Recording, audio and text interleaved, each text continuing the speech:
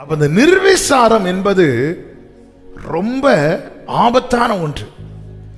நிர்விசாரம் ஒவ்வொரு தேவ பிள்ளையின் வாழ்க்கையிலும் சுட்டரிக்கப்படாமல் இருந்தால் அவர்கள் நிமித்தம் அவருடைய நாமம் பரிசுத்த குலைச்சலாக்கப்படுகிறது. நன்மை செய்கிறவராய் இயேசு கிறிஸ்து ஒருபுறம் சுற்றுகிறார், எவனை விழுங்கலாம் என்று வகை தேடி பிசாசானவன் சுற்றி தெரிகிறான்.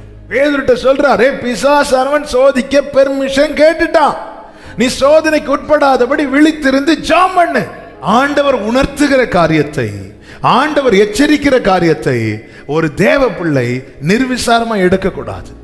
தன் வாழ்க்கை குறித்து, தன் ஓட்டத்தை குறித்து கவனமா இருக்க வேண்டும். நிர்விசாரமா இருக்கக்கூடாது. நிர்விசாரமா இருக்கிற நிமித்தமா அவருடைய நாமம் பரிசுத்த குலைச்சலாக்கப்படுகிறதா. ஆனா எது ஒரு தேவ பிள்ளைக்கு சுகம் தெரியுமா? மதில் இருக்கணும், தாழ்பால் இருக்கணும், கதவு இருக்கணும். ரட்சிப்பை அவர் மதிலா ஏற்படுத்தி இருக்கிறார், வாசலை துதியா ஏற்படுத்தி இருக்கிறார்.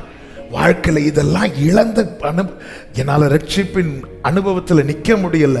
ரட்சணிய சந்தோஷத்தை விடவும் பாவ சந்தோஷத்தை தான் நான் தேடுவேனால் என் வாழ்க்கை என்பது மதிலிடிந்திருக்கிறது.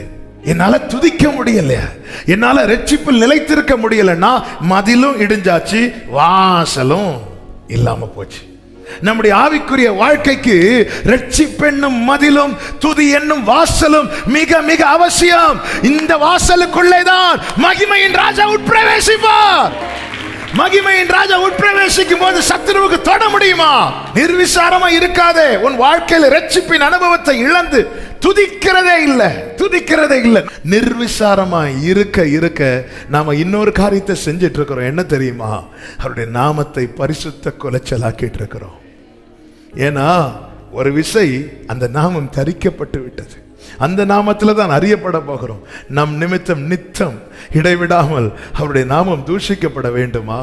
என் வாழ்க்கையில ரட்சிப்பு என்னும் மதில் இடியக்கூடாது, துதி என்னும் வாசல் விழக்கூடாது. அது இல்லைன்னு தெரிஞ்சுட்டா அலர்ட் ஆயிக்கும்.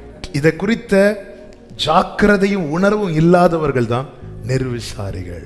அறியாம நிர்விசாரமா இருக்கிறோம். அப்படி நிர்விசாரமா இருக்க இருக்க இருக்க நம்முடைய பார்வை நிமித்தம் அவருடைய நாமம் தூஷிக்கப்படுகிறது, நம்முடைய செயலின் நிமித்தம் அவருடைய நாமம் தூஷிக்கப்படுகிறது, நம்முடைய வார்த்தை நிமித்தம் அவருடைய நாமம் தூஷிக்கப்படுகிறது.